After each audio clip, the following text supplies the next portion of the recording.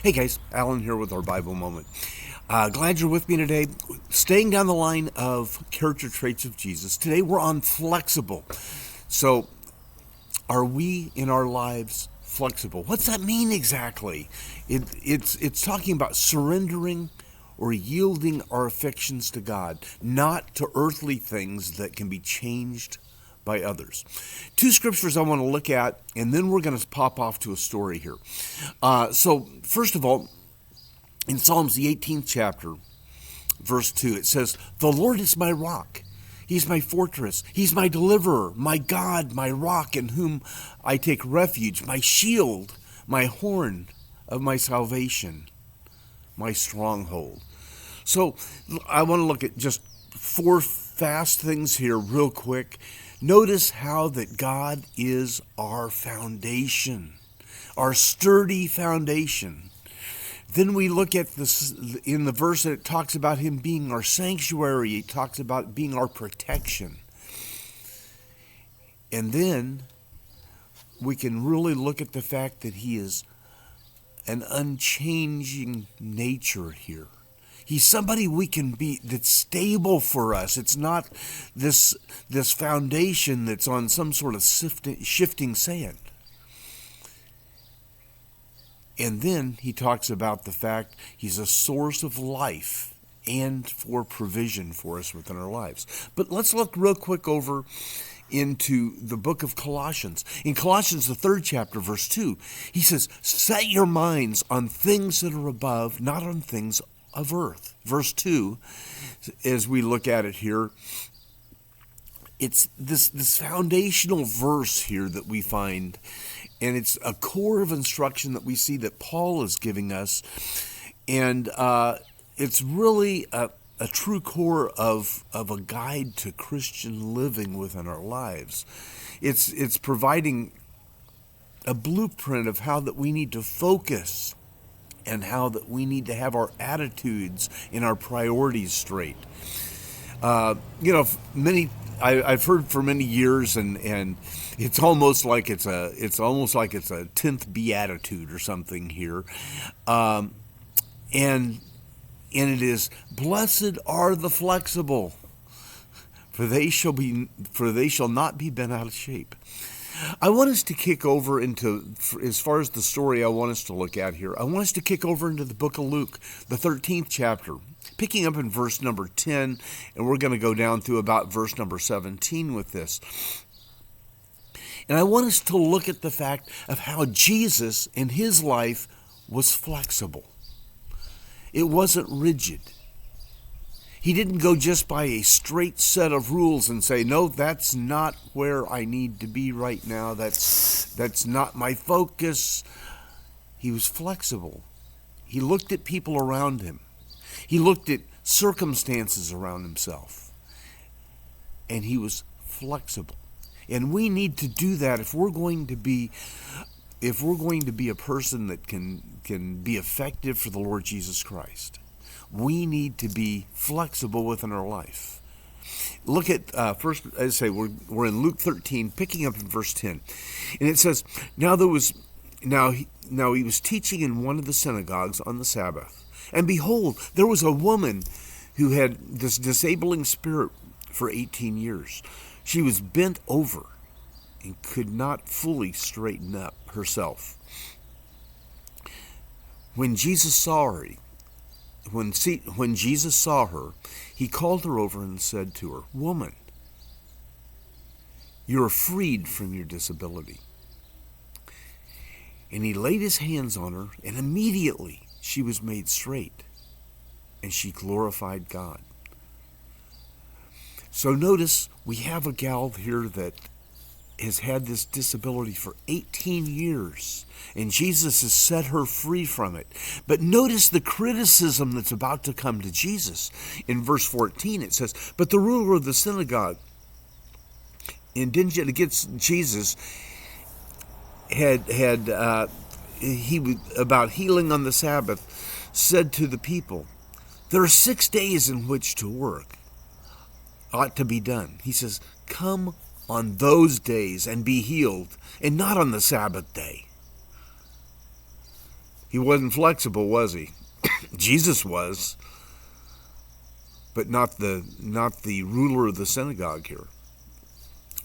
Then the Lord answered him, "You hypocrites, does not each of you on the Sabbath untie his ox or his donkey from the manger and lead him away to water? And ought not this woman, a daughter of Abraham, who Satan bound for 18 years, be loosed from the bonds on the Sabbath day?" As he said these things, all the adversaries went and put in shame, and all the people rejoiced at the glorious things that were done by him.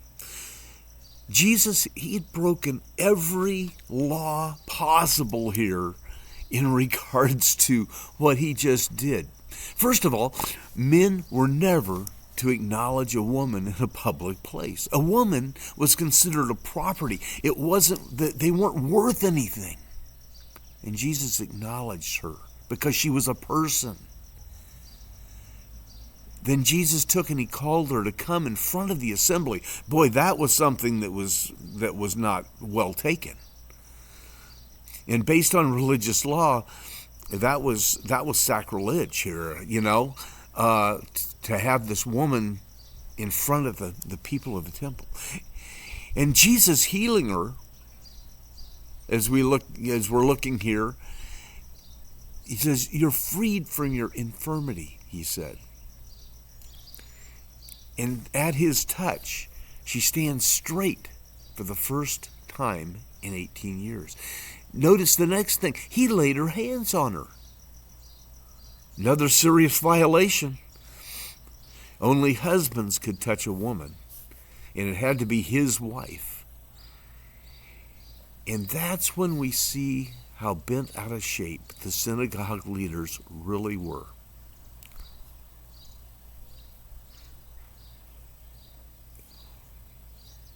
To put it kind of maybe more colorfully here, the people and the synagogue leaders, they freaked out. They blew up. They had a hissy fit. With great gravity and dignity, no doubt, he stood up. And Jesus, we see, is absolutely at his best.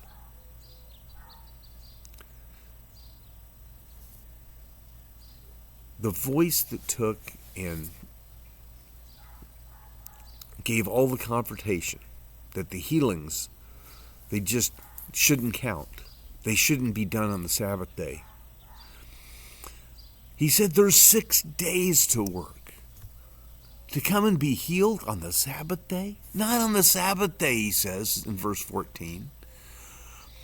Work on the Sabbath day, it is not tolerated. And Jesus took and he kind of sticks a pin in the bubble here and kind of blows him up here, being a religious authority. He says, "You hypocrites."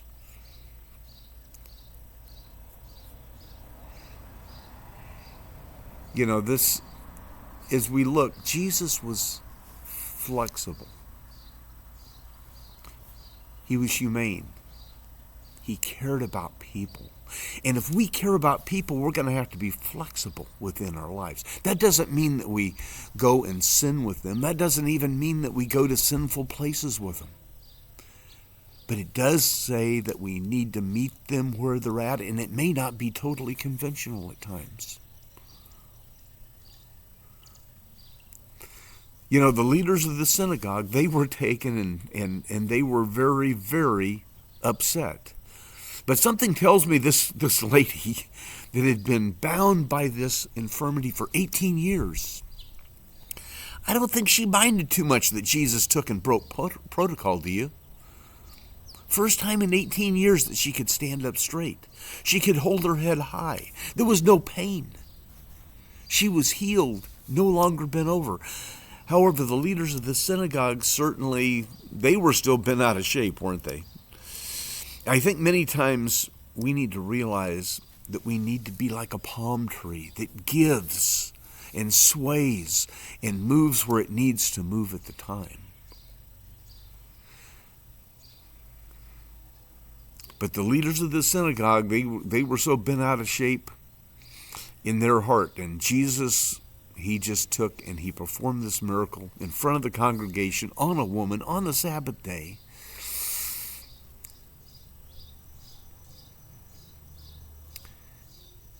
And the people loved it. The people all around, they loved his flexibility here in this situation. They were delighted at what he had done. We all have times in our lives when we get bent out of shape, when we're out of sorts, sometimes with no apparent reason, when we're angry, when we lash out, maybe at family, and we lash out at coworkers, and when we I come home and kick the dog. You know what I mean? I don't have a dog, by the way, so I don't kick the dog. But just one of those days when nothing seems to be okay. Maybe things are hectic. Maybe you've got some discord that's happening within the home. Maybe we feel unloved. Maybe we feel unappreciated. Perhaps we feel unnoticed or taken for granted. There may be old issues that we have within our life that are just not resolved. But the most important thing is, let love back into our heart. Let sensibility come within our heart. Replace those feelings of grief and hostility, that thing about being rigid and unmovable. Let love come into your life for your neighbors, for your friends. Sometimes things are done unconventionally. You know, I've been talking to a couple of people, and one of them, it's very, very, what I'll call unconventional. He works up at a local convenience store, and he'd had some rough times that had happened in his life. I kind of got to know him because I stop in there a lot, and so he wanted to talk about it one day, and then customers came in and we couldn't really have a deep discussion. Then one day, I kind of was off my normal time schedule when I stopped into that particular convenience store. And he happened to be on his break, and he was out standing in front of his car, actually sitting on the trunk of his car, just kind of getting a breather. I went over and talked with him. Made sure I invited him to church. Turned around and I said, he'd talked to me as far as you could tell from his talk that he was religious. But he's not attending anywhere. He's not studying his Bible. In fact, I said, do you have a Bible? He says, I don't have a Bible. I just happened to have a brand new Bible in the car. So I went over and I grabbed it and gave it to him. He's reading it. It's unconventional to approach somebody that's a checker at a convenience store. But you know, sometimes we need to fill our hearts with love and realize that people around us are hurting. And when they're taking and they're working maybe 2 or 3 jobs, there's a problem there. And they need help. I don't think anything would make Jesus any happier. Nothing would make him any happier than to make people around us happier and to spread the good news about Jesus and what he's done for us in our lives. We need to be flexible. We need to sometimes be non-conventional as we take and approach people. Hey, I'm going to leave it at that today, but kind of a neat story as far as the one that Jesus, where he performed this miracle, and he was flexible. Remember, a character trait of Jesus was he was flexible. Hey, this is Alan. I'm going to sign off for today. Thanks.